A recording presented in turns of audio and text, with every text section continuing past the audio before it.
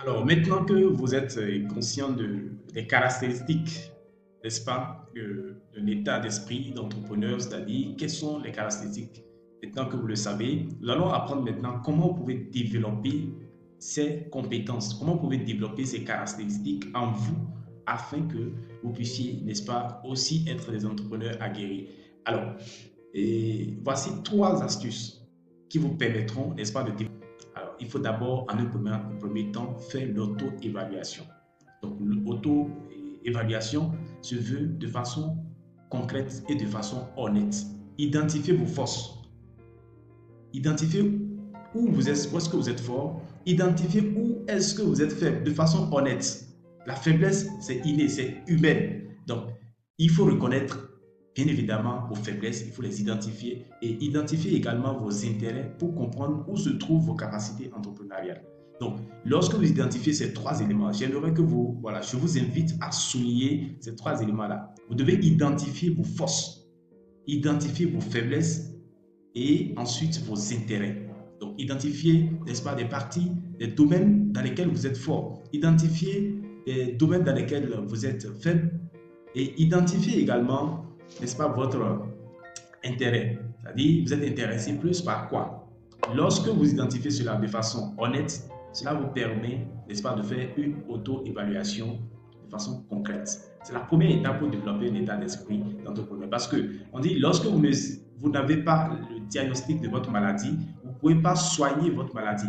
Donc, si vous ne connaissez pas vos forces, vous ne connaissez pas vos faiblesses, vous ne connaissez pas vos intérêts, vous ne pouvez pas développer, n'est-ce pas, un état d'esprit d'entrepreneur. Donc, par rapport à ça, l'exercice qu'il faut faire, le premier exercice, cherchez un document, vous notez vos forces, que ce soit au niveau, c'est-à-dire dans un domaine donné, que ce soit des attitudes que vous développez en vous, des attitudes morales et autres.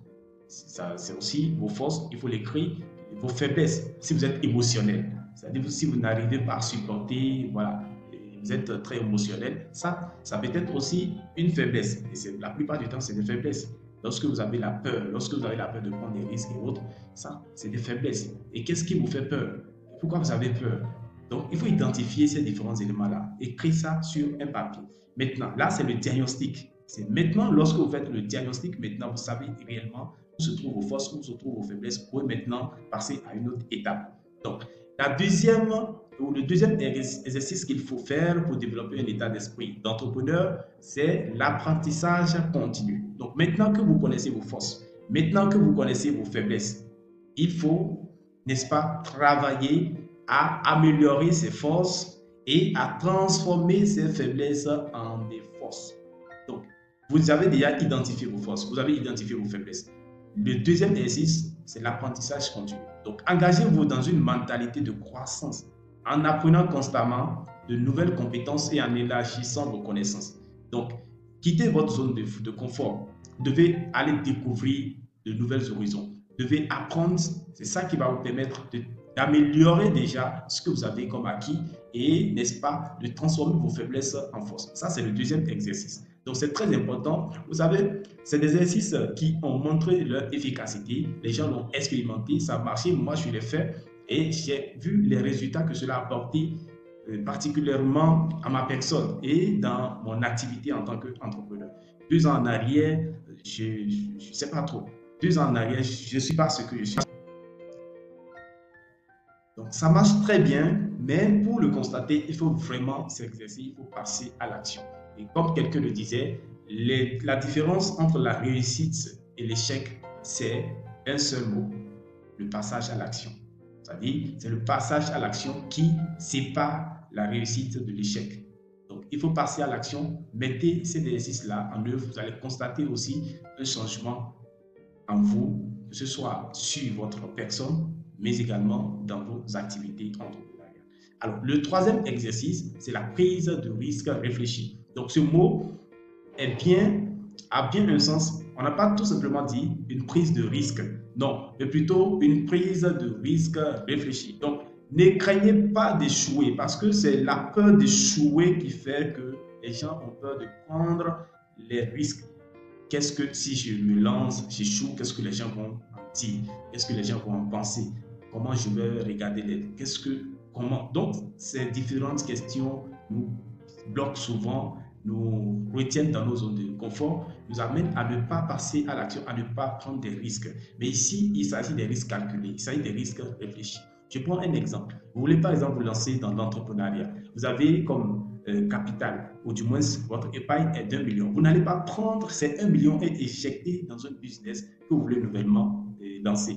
Donc ça, il faut être en mesure de prendre par exemple les 50% que vous allez expérimenter avant même, n'est-ce pas, avant même de prendre ces 50% pour vous lancer dans ce business. Vous devez, n'est-ce pas, vous former tel que nous l'avons précisé au niveau du deuxième exercice. Donc, c'est pourquoi ces exercices sont très importants, sont liés les uns des autres. Vous comprenez? Donc, vous vous formez d'abord avant, n'est-ce pas, de prendre certains risques parce que vous êtes en train de voyager, vous êtes en train d'aller à une nouvelle aventure et il faut une nouvelle compétence, il faut une nouvelle vision. Donc, lorsque vous avez par exemple l'exemple que je viens de donner, 1 million, vous n'allez pas prendre ces 1 million et éjecter. Vous prenez d'abord 50% de cette épargne et en étant une personne avertie, en étant formé. Donc, c'est ça la prise de risque réfléchie. Donc, c'est comme ça que vous pouvez développer un état d'esprit d'entrepreneur. Donc, il faut d'abord une auto-évaluation, il faut faire un diagnostic sur votre personne, que ce soit sur le plan moral et sur le plan technique. C'est-à-dire, quelles sont vos compétences. Il faut prendre le temps véritablement de vous faire une auto-évaluation de façon honnête.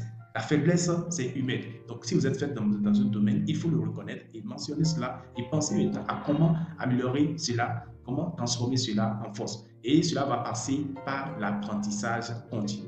Et lorsque vous êtes une personne aguerrie, vous pouvez maintenant prendre des risques réfléchis. Donc, nous allons continuer avec la suite. Et là, maintenant, nous allons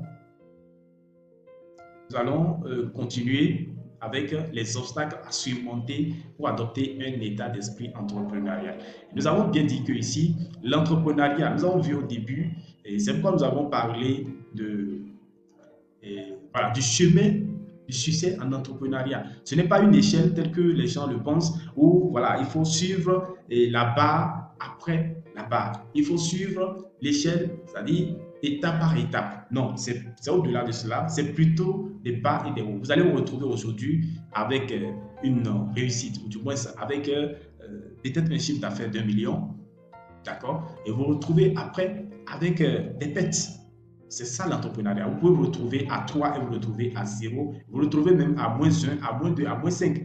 Et cela ne veut pas dire que c'est fini pour vous, mais c'est plutôt un apprentissage. Cela vous permet, c'est votre capacité, n'est-ce pas, d'avoir votre capacité de vous relever qui vous permettra d'atteindre le sommet. Donc, par rapport à ça, il y a des obstacles que déjà, il faut développer ça, il faut vous mettre ça dans la tête, vous aurez des obstacles à surmonter. Alors, voici les obstacles qu'il faut surmonter. La peur de l'échec.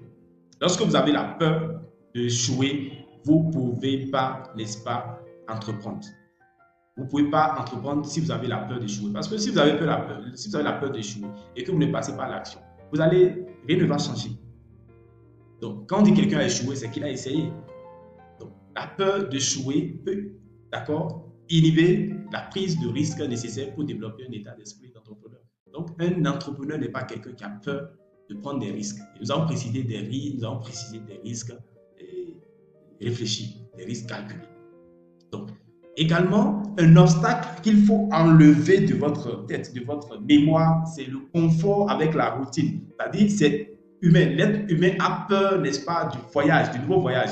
En tant qu'être humain, nous avons peur d'une nouvelle découverte. On a peur de l'inconnu. L'être humain a peur de l'étranger. Donc, du coup, les gens, vous allez retrouver des personnes qui sont dans leur routine, qui sont dans leur pauvreté, ils en sont tellement habitués qu'ils ont peur de prendre des risques qui pourront changer leur vie. Donc, cette façon c'est-à-dire de rester dans son confort routine, ça, c'est quelque chose qu'il faut enlever de soi pour développer un esprit d'entrepreneur. C'est un entrepreneur, l'esprit d'entrepreneur, c'est quelqu'un qui est prêt à faire des nouvelles découvertes, à aller apprendre, n'est-ce pas, des nouvelles aventures. Donc, voici le deuxième point qu'il faut, n'est-ce pas, chercher. C'est un obstacle qui vous empêche d'évoluer en tant qu'entrepreneur. Donc ça, il faut bannir cela. Donc, sortir de sa zone de confort. C'est difficile, oui. C'est difficile, tel que je viens de le dire.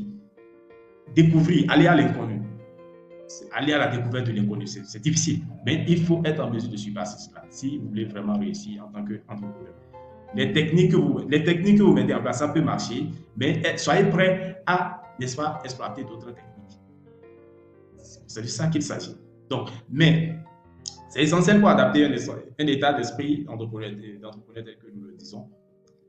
Si vous avez une technique qui vous marche très bien, on a peur de prendre d'autres actions parce qu'on a peur d'échouer. Mais il faut le faire. Il faut innover. Voilà. Donc, l'autre chose, c'est la réticence à l'innovation. Voilà, on a peur d'innover. Lorsqu'on a la crainte des idées nouvelles, on a des nouveaux plans, des nouvelles idées qui peuvent nous permettre d'avoir plus. C'est-à-dire, si on avait un succès de 1 million de chiffre d'affaires, nous avons des idées qui pourront nous permettre d'avoir 5 millions. Mais nous avons peur. On se contente des 1 million que nous gagnons en pensant que nous avons déjà réussi. Alors qu'une nouvelle idée, un nouveau plan qui est vraiment salutaire, que nous avons développé peut nous permettre d'aller plus loin. Mais nous avons cette réticence à l'innovation. Ça, c'est un obstacle que, en tant qu'entrepreneur, vous devez, n'est-ce pas, rompre avec cela. Donc, voici les 3 éléments qui constituent un obstacle pour développer un esprit d'entrepreneur. Donc, un état d'esprit d'entrepreneur. Voici ces 3 obstacles. Il faut donc les bannir à partir d'aujourd'hui. La peur d'échouer. Évitez, n'ayez pas peur d'échouer. Il faut essayer. Si vous échouez, comme quelqu'un le dit, l'échec, c'est une occasion, n'est-ce pas? C'est Harry Ford qui le dit, si je ne me trompe. L'échec, c'est une occasion de recommencer plus intelligemment. Lorsque vous échouez, c'est une nouvelle opportunité de reprendre plus intelligemment. Donc, il faut également éviter le confort de la routine. On est habitué à faire telle chose, donc essayez de nouvelles choses.